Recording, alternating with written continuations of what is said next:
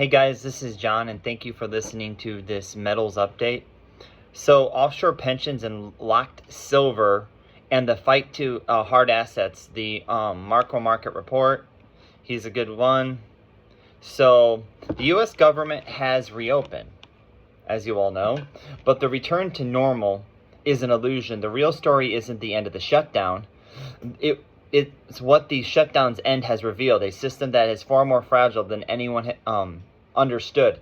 Agencies are scrambling to rebuild data pipelines, markets are flying half-blinded, and policymakers are making decisions in the dark. The fog has lifted just enough to show us the structural cracks below the surface.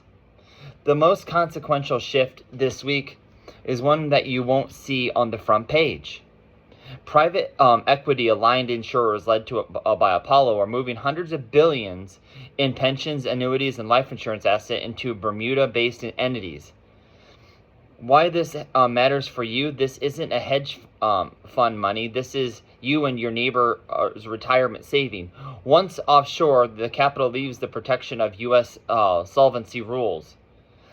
Why this matters for you? This isn't hedge fund money. This is you and your neighbor's retirement, right? As I just told you. Weaker protections. Bermuda operates with looser capital and transparency rules.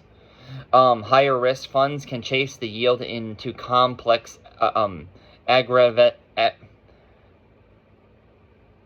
aggressive bets like private credit, long debated derivatives.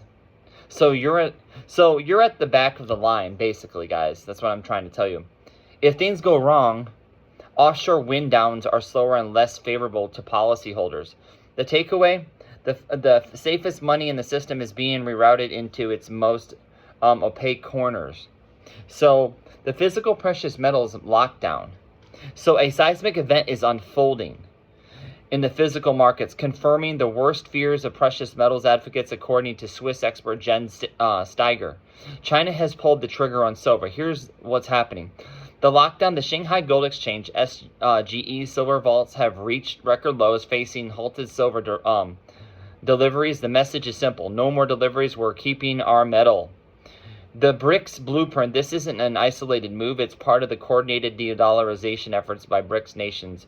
As Steiger's LBMA contract confirmed, the Russians showed how it's done. They bought over 500 million of silver in their central bank last year. The implications. This is a direct transition from financial wars to revenue wars. Central banks are no longer just buying gold. They are actively hoarding an entire spectrum of monetary metals. It's the trend that continues globally by the physical markets, for silver will face an unprecedented squeeze. Thank you, guys.